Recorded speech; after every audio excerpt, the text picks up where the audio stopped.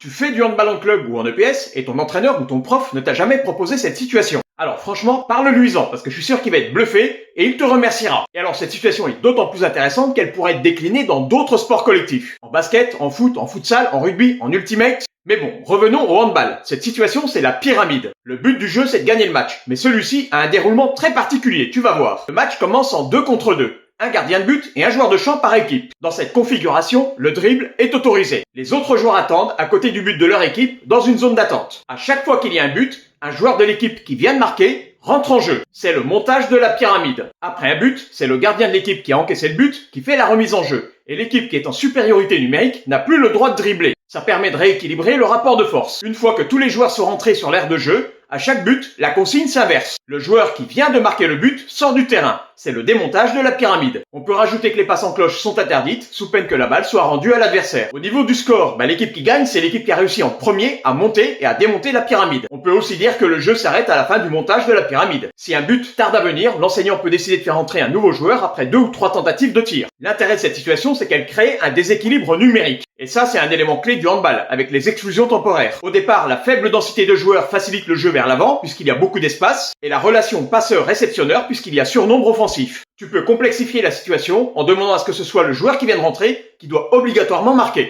Alors, est-ce que tu conseillerais cet exercice à ton prof?